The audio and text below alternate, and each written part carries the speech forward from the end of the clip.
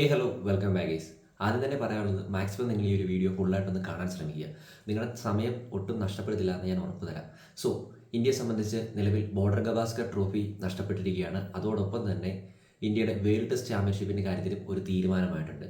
ന്യൂസിലാൻഡിനെതിരെയുള്ള കൂട്ടത്തോൽവിക്ക് ശേഷം ഇന്ത്യ ഓസ്ട്രേലിയയിൽ വരുന്നു. ആദ്യ മത്സരം ബൂമറയുടെ ക്യാപ്റ്റൻസിയുടെ അണ്ടറിൽ ടീം കളിക്കുന്നു, ജയിക്കുന്നു, വലിയൊരു ആശ്വാസമേകുന്നു.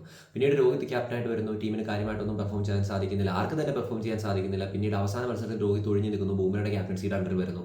ഒരുപക്ഷേ മത്സരം തിരിച്ചു പിടിച്ചേക്കാമെന്ന് തോന്നലിൽ നിൽക്കുമ്പോഴാണ് ബൂമറയ്ക്ക് ഒരു ചെറിയ പരിക്ക് വരുന്നത്. അദ്ദേഹത്തിന് ലാസ്റ്റ് ഇന്നിംഗ്സ് കളിക്കാൻ സാധിക്കുന്നില്ല. അങ്ങനെ വളരെ ചെറിയൊരു ടാർഗറ്റായിരുന്നു ഓസ്ട്രേലിയക്ക് മുമ്പിൽ ഇന്ത്യ അവിടെ എടുത്തു വെച്ചിട്ടുണ്ടായിരുന്നു. പക്ഷേ ഈ ഒരു പിച്ചിൽ ആ ഒരു ടാർഗറ്റ് വലിയ കുഴപ്പമില്ലാത്തൊരു ടാർഗറ്റായിരുന്നു. പക്ഷേ അവിടെ വീണ്ടും ബൂമറയുടെ അൺഅവൈലബിലിറ്റി ഇന്ത്യ തകർത്തു കളഞ്ഞു എന്ന് വേണമെങ്കിൽ പറയാം. എന്തായാലും ബോർഡർ ഗവാസ്കർ ട്രോഫി നഷ്ടപ്പെട്ടിരിക്കുകയാണ്. വേൾഡ് ടെസ്റ്റ് ചാമ്പ്യൻഷിപ്പിൻ്റെ കാര്യത്തിലും ഒരു തീരുമാനമായിരിക്കുകയാണ്. ഫസ്റ്റ് ഓഫ് ഓൾ നമുക്ക് പറയാനുള്ളത്, ഇന്ത്യൻ ടീം നിലവിലൊരു ട്രാൻസിഷൻ്റെ ഫേസിലാണ്. ഈ ഒരു ട്രാൻസിഷൻ ഫേസ് എല്ലാ ടീമുകൾക്കും ഉണ്ടാവാറുണ്ട്. കൺട്രിയിൽ ഇത് പറഞ്ഞിട്ടും ഉണ്ടായിരുന്നു. ഓസ്ട്രേലിയൻ ക്രിക്കറ്റിന് ഇങ്ങനെ ഒരു ട്രാൻസിഷൻ ഫേസ് ഉണ്ടായിരുന്നു. അതോടൊപ്പം തന്നെ നമ്മൾ നോക്കുകയാണെങ്കിൽ ശ്രീലങ്കൻ ക്രിക്കറ്റ് ഈ ഒരു ട്രാൻസിഷൻ ഫേസിൽ നിന്നും പുറത്തേക്ക് ഷെല്ല് ബ്രേക്ക് ചെയ്ത് വരാൻ നല്ല ടൈം എടുത്തു. ഇപ്പോൾ വലിയ കുഴപ്പമില്ലാതാണ് ശ്രീലങ്കൻ ക്രിക്കറ്റ് ടീം പൊയ്ക്കൊണ്ടിരിക്കുന്നത്. എല്ലാ ടീമുകളും ഇപ്പോൾ പാകിസ്ഥാൻ സൈഡിലേക്ക് നോക്കിക്കഴിഞ്ഞാലും ഈ ഒരു ട്രാൻസിഷൻ ഫേസ് കവർ ചെയ്ത് വരിക എന്ന് പറയുന്നത് അത്ര ഈസി ആയിട്ടുള്ള കാര്യമല്ല.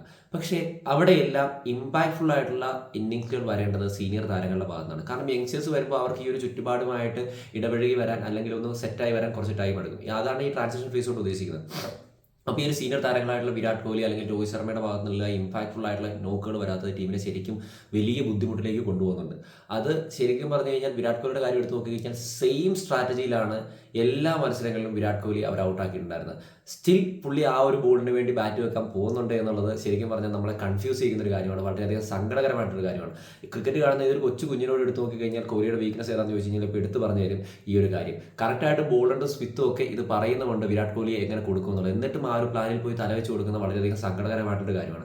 അതോടൊപ്പം തന്നെ ഫോം ഔട്ടിന്റെ പീക്ക് നിൽക്കുന്ന രോഹിത് ശർമ്മയായിരുന്നു പിന്നീടുള്ള 3 മത്സരങ്ങളിൽ ഇന്ത്യയെ നയിച്ചിട്ടുണ്ടായിരുന്നത്. ആ ഒരു സൈഡിലും വൻ തിരിച്ചടി രോഹിത് ശർമ്മയ്ക്ക് നേരിടേണ്ടി വന്നു. ആസ് എ ക്യാപ്റ്റൻ പുള്ളിയുടെ ഏറ്റവും മോശം ഫേസ് ആയിരുന്നു ഈ കടന്നു പോയിക്കൊണ്ടിരുന്നത്. നെക്സ്റ്റ് തിങ് എന്ന് പറയുന്നത്, നമ്മൾ പറയാറുണ്ട് KL രാഹുൽ ഈ ഒരു സീരീസിന് തൊട്ട് മുന്നോടിയായിട്ട് ഒരുപാട് പ്രശ്നങ്ങൾ നേരിട്ട് വന്നതാണ്. പക്ഷേ KL രാഹുൽ കുറച്ചുകൂടി ബെറ്റർ ആയിട്ട് കളിക്കാൻ തുടങ്ങുന്നു എന്ന് തോന്നിപ്പിക്കുന്ന ഒരു സീരീസ് ആയിരുന്നത്. പക്ഷേ പിന്നീട് വന്ന ബാറ്റിംഗ് ഓർഡർ ഷഫ്ലിങ് ശരിക്കും പറഞ്ഞാൽ KL രാഹുലിനെ വലിയ തിരിച്ചടിയാണ്. നിങ്ങളൊന്ന് ഓർക്കുക, KL രാഹുലിനെ പോലെ ഒരു പ്ലെയറിനെ സംബന്ധിച്ച് ഈ ഒരു സംഭവം മറികടന്ന് വരിക എന്ന് പറയുന്നത് അത്ര ഈസി ആയിട്ടൊരു കാര്യമല്ല. കാരണം കീപ്പ് ചെയ്യാൻ പറയുമ്പോൾ കീപ്പ് ചെയ്യുക, ബാറ്റിംഗ് ഓർഡർ ഷഫിൾ ചെയ്യാൻ പറയും, മിഡിൽ ഓർഡർ ഇറങ്ങാൻ പറയും, മിഡിൽ ഓർഡർ ഇറങ്ങുക, ഓപ്പണിംഗ് ഇറങ്ങാൻ പറയും, ഓപ്പണിംഗ് ഇറങ്ങുക, വൺ ഡൗൺ ഇറങ്ങാൻ പറയും, വൺ ഡൗൺ ഇറങ്ങുക. കാരണം പുള്ളിക്ക് സ്ഥിരമായിട്ടൊരു പൊസിഷനോ കാര്യങ്ങളോ ഒന്നും ടീമിൽ ഇല്ലാത്ത അവസ്ഥയാണ്. സ്റ്റിൽ പുള്ളിയുടെ അത്ര നല്ല പെർഫോമൻസ് അല്ല എന്നുള്ളത് അംഗീകരിക്കുന്നു. നെക്സ്റ്റ് എന്ന് പറയുന്നത്, എല്ലാവരും പറയുന്നുണ്ട് സിറാജിന്റെ കാര്യം. നിങ്ങൾ നോക്കുക, ഇതിനു മുമ്പ് ബൂമറയുടെ അൺഅവൈലബിലിറ്റി ഉണ്ടായപ്പോൾ തൊട്ട് സിറാജ് കണ്ടിന്യൂസ് ആയിട്ട് ഇന്ത്യൻ ടീമിന്റെ ഭാഗമാണ്. ഒരു നല്ല റെസ്റ്റ് ഒന്നും സിറാജിനെ കിട്ടിയിട്ടില്ല. എന്നിട്ടും ഈ ഒരു ഫിറ്റ്നസ് കീപ്പ് ചെയ്ത ആൾ പലപ്പോഴും നന്നായിട്ട് ബോൾ ചെയ്യാൻ ശ്രമിക്കുന്നുണ്ട്. ഒരു പരിധിവരെ അത് വർക്കൗട്ട് ആയിട്ടുണ്ട്. പക്ഷേ എല്ലാവരും സിറാജിനെ തെറി പറയാൻ മാത്രമാണ് ഉപയോഗിക്കുന്നത്. പക്ഷേ സിറാജിന്റെ കാര്യം നമ്മൾ എടുത്ത് നോക്കി, ഇത്രയും ഫിറ്റ്നസ് കീപ്പ് ചെയ്യുക എന്ന് പറയുന്നത് it's not an easy thing. ടെസ്റ്റിൽ നോക്കിക്കഴിഞ്ഞാലും അല്ലെങ്കിൽ ബാക്കിയുള്ള കാര്യങ്ങളിൽ നോക്കിക്കഴിഞ്ഞാലും ബൈലാറ്ററൽ സീരീസ് നോക്കിക്കഴിഞ്ഞാലും സിറാജ് അവിടെ ഭാഗമാണ്. കണ്ടിന്യൂസ് ആയിട്ട് ആൾ കളിച്ചു വരികയാണ്. ഒരു പ്രോപ്പർ റെസ്റ്റ് എന്ന് പറയുന്നത് സിറാജിനെ കിട്ടിയിട്ടില്ല. അതോടൊപ്പം തന്നെ ഇന്നത്തെ മത്സരത്തിലേക്ക് എടുത്ത് നോക്കിയാണെങ്കിൽ പ്രസിദ്ധ് കൃഷ്ണ അവിടെ വിക്കറ്റ് ഇട്ടെങ്കിലും ആളുടെ വീക്ക്നസ് എന്ന് പറയുന്നത് ഒരേ രീതിയിൽ ബോൾ ചെയ്യില്ല എന്നുള്ളതാണ്. ഒരുപാട് ഡെലിവറീസ് മാറ്റി എറിഞ്ഞു നോക്കും, അവിടെ ഹിറ്റ് മേടിക്കും. എന്നാൽ നല്ല ഡെലിവറീസ് കയ്യിലുള്ളൊരു താരമാണ്. എന്തായാലും ഇന്ത്യയെ സംബന്ധിച്ച് ഇനിയിപ്പോൾ വേൾഡ് ടെസ്റ്റ് ചാമ്പ്യൻഷിപ്പിന്റെ കാര്യത്തിൽ ഒരു തീരുമാനമായതുകൊണ്ട് ഇനിയിപ്പോൾ കോൺസെൻട്രേറ്റ് ചെയ്യേണ്ടത് ചാമ്പ്യൻസ് ട്രോഫിയാണ്. ODI ടീം സെലക്ഷൻ എങ്ങനെ ആവുമെന്ന് അറിയില്ല. എന്തായാലും ഈ ഒരു മത്സരം കയ്യിൽ നിന്ന് കളഞ്ഞതിൽ വളരെയധികം സങ്കടമുണ്ട്. കാരണം ഓരോ ദിവസവും ഉറക്കളച്ച് രാവിലെ അലാറം വെച്ച് മത്സരം കാണാനിരിക്കുകയാണ്. സത്യം പറഞ്ഞാൽ കണ്ണൊക്കെ കണ്ടു കഴിഞ്ഞാൽ നിങ്ങൾക്ക് മനസ്സിലാവും. അലാറം വെച്ച് കളി കാണാനിരിക്കുന്നു, പിന്നെയും ഡിസപ്പോയിൻമെൻറ്റ്.